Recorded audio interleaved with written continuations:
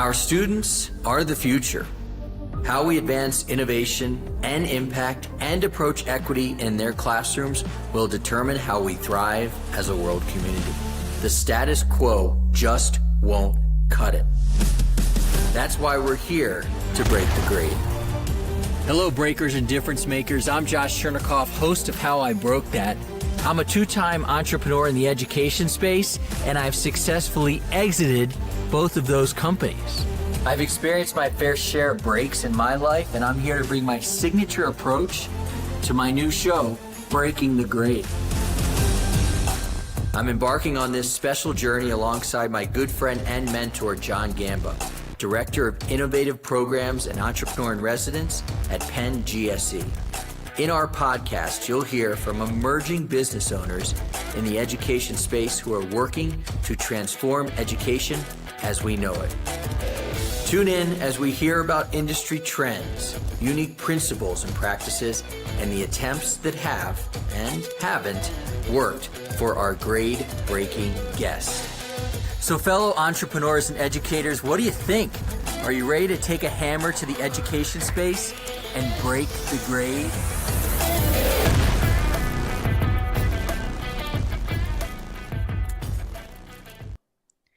Welcome to another edition of Breaking the Grade, but I can tell you this is an edition like no other.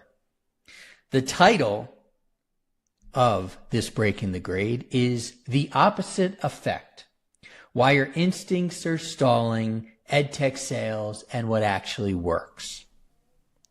So what if everything you're doing right now, all of the emails, all of the networking, all of the LinkedIn, all of the conferences, everything like that is the exact reason you're not getting traction? Because it's not a work ethic problem. You guys work your tails off. And it's not a product problem because your product has to be great. It's actually an instinct problem. So I told you this episode was a little bit different, and I'm telling you why now. Because this episode is based on my favorite episode from Seinfeld. Season 5, episode 22. It's called The Opposite. It's a great episode when George Costanza transforms his life by doing the opposite of every instinct he's ever had. So let me go a little deeper into the episode. I could go way deeper. Let me go just a little bit deeper so you understand it. George realizes that every decision he's made has been wrong, leading him now in this episode to adopt this crazy strategy. Do the exact opposite of what he would normally do. So this amazing shift for George lands him a date by candidly saying, and I quote, "My name is George. I'm unemployed and I live with my parents." And then he ends up getting a job with the New York Yankees by boldly criticizing the team's management, including George Steinbrenner. So, first of all, what are the key takeaways from George's approach? Self-awareness. He recognizes that his habitual choices are leading to undesirable outcomes. He had the courage to change. He had the willingness to step outside of his comfort zone and challenge his own patterns. Authenticity. He embraced honesty over pretense, and that began to resonate with others. And he was open to new strategies, and that's very critical. Understanding that different actions can lead to different and often better results. So what does this mean for you, the education entrepreneur and company founder trying to land more sales, book more calls, and really move the pipeline along? What can you learn from George Costanza? It means your instincts have been to talk more maybe you try listening. If you've been posting but not converting, shift to clarity over consistency. If you've built funnels that don't flow, flip the script. Just like George Costanza, most founders, they do the opposite. And they start to see some success. And I'm going to detail a few of those founders we know very well from the Ed Sales Elevation experience. This is not about working harder. It's about doing what actually works, even if it feels counterintuitive. This episode is your cue to stop trusting gut alone, trust George, and start testing strategy that's built to win. Listen, what feels right, talking about your solution, showing up to sell, building funnels before clarity, that's the stuff that's actually silently killing your pipeline. Today, we're unpacking the moments that you need to focus on.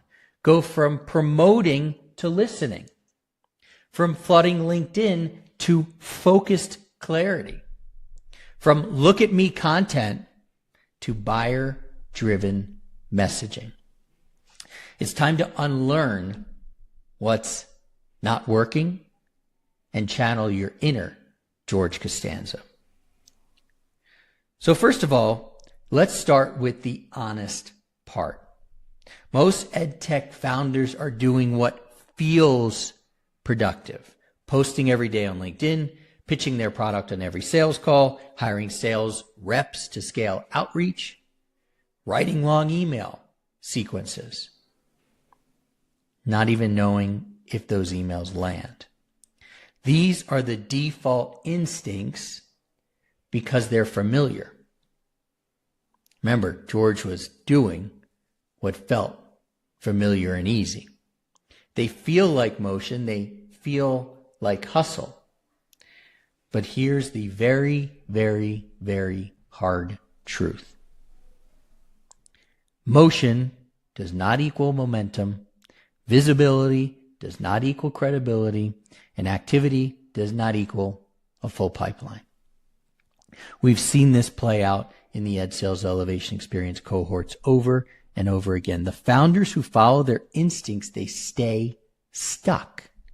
The ones who flip the script, who do the opposite, who channel their George, they start to see the traction. Because the instinct to sell is natural. The instinct to sell is natural. But in education, the only thing that actually sells is trust. So what happens when you do flip the script, aka the opposite effect? Remember what happened to George. He stopped following his instincts and everything changed. He ordered the food he didn't want. He spoke honestly in job interviews. He walked up to people that he normally avoided. And his life started working. That's exactly what we've seen inside the Ed Sales Elevation experience. The second, and I mean the second, the founders stopped doing what feels right and started doing what actually works, everything started to shift. Let's break it down. They stop pitching on sales calls and start asking better questions. They stop blasting cold emails and start personalizing based on pain. They stop flooding LinkedIn with features and start sharing stories that build trust. They stop assuming their audience and start speaking directly to decision makers that care. And suddenly it clicks. Calendars fill up. Confidence goes up. And leads begin to respond. Because doing the opposite of your instinct isn't just bold, It's the move that creates real traction in education companies for their founders and for the CEOs. So I want to give you some real examples from our founders. First of all, I gave you the example of George Costanza, but let me give you some people in our world. Bobby Donahue. He used to wing every single call that he was on, hoping it would go somewhere. Now, what does he do? He knows exactly what to ask, what to listen for, and how to really lead potential buyers to the sale. It's the opposite move from rambling to guided calls with a clear outcome. Nick Fahrenkopf. He tried to build something for everyone. It was this one wonderfully beautiful built-out platform, Wibbly. He got no traction and no replies. Once he got crystal clear on his ideal client, though, the right people started raising their hand. So the opposite move from generalist platform to focused message for one buyer. Ashton Tate called 500 schools. The dude hustled like heck, and he still got ignored. Then he rewrote his messaging. I helped him do a bit of that. We work well together. He's a client of mine in one-to-one coaching. And schools started saying yes. Opposite move from grind mode to clarity that converts. So even on LinkedIn, our founders who stopped shouting about features and started sharing stories, guess what? They shifted from, look what we built, to here's what we're hearing from schools like yours. The result, more replies, better leads, and faster deals. So I want to work with you right now on how to identify the instincts that you need to reverse. That's pretty much the hardest part, right? Most founders don't realize their instincts actually are the problem. They're doing what they think, let me think about this. They're doing what they think they should be doing, when in fact they should be doing, right, the opposite. Here's how to spot where you need to flip it. Instinct 1, talk about your product first. The opposite, start by listening. Ask the questions that uncover the pain before offering anything. Instinct 2, post daily to stay visible. Opposite, share strategic, story-driven content. This content that speaks directly to your potential buyer and not just to anybody. Instinct 3, scale with automations. ASAP. Opposite, fix your messaging first. Please automate only after that messaging converts. Instinct 4, try to appeal to everyone. Opposite, speak to one buyer with one problem with one offer. Instinct 5, lead with credibility slides and features. Opposite, lead with pain, trust, and proof from others, because people are going to buy from other people who have bought from you. So, what would happen if you did the opposite? What if the opposite actually worked for you? Well, let's talk about what the opposite looks like in practice, okay? This is actually what the founders and the CEOs and the entrepreneurs in the Ed Sales Elevation Experience are basically doing for 12 weeks.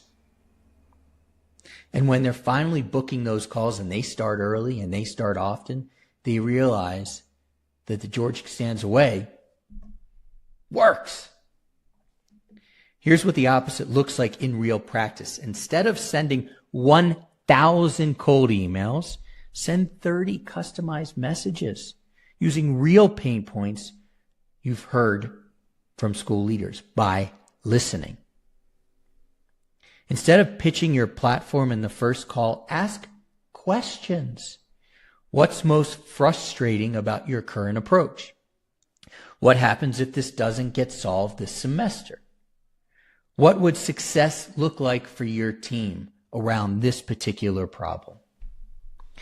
Instead of writing blogs to check a box, tell a story about someone you've helped and the moment that it clicked for them, a principal, a district administrator, a superintendent, a teacher. Instead of building a massive funnel, build a single, clear signature solution slide you can lead with on every single call. And instead of showing up like a salesperson, show up like a coach, like someone who's helped 10 schools just like theirs and you have coached them through, and give them value in that first conversation. So when your instincts say go faster, the opposite actually is to slow down and clarify. Let me tell you what. Doing the opposite, just like George did, takes friggin' guts. And it also gets results. Look at what it did for George. Look at what it did for the 143 other clients in the Ed Sales Elevation Experience. Here's the truth. If your calendar's empty, if your outreach feels dead, if you're doing everything right and still not moving the needle, you don't need to do more. Maybe you need to do the opposite. Maybe you need to watch the opposite. From Seinfeld. Be George. Flip the instinct. Interrupt the pattern. Challenge what feels right and replace it with what actually works. That's what Ashton did. That's what Bobby did. That's what Nick did. That's what Grace did. That's what Catherine did. That's what Rose did. And that's what George Costanza did. That's what you can do too. In EdTech sales, clarity is the growth strategy. And the courage to do it differently, well, that's what separates the busy from the booked, baby. Listen, I hope that this show today makes sense. If you get a chance to watch that episode, it certainly will. Doing the opposite, I will say it one more time, takes guts. We're here for you to help you do the opposite. Join the Ed Sales Elevation Experience community. There's 143 clients that we've worked with that have had the guts. You've got it inside of you. You want it. If you need some help from me, reach out on LinkedIn. I am more than happy to help you whenever. You will find me on LinkedIn, and very quickly I will respond. All you got to do is mention the opposite, and I'm here for you. So I hope this episode has been fun, informative, and gives you a chance to have some inspiration through the 143 other clients that have been through the Ed Sales Elevation Experience thus far, and the great George Costanza. Keep on, guys. You guys are breakers. You got this. Let's do the opposite together.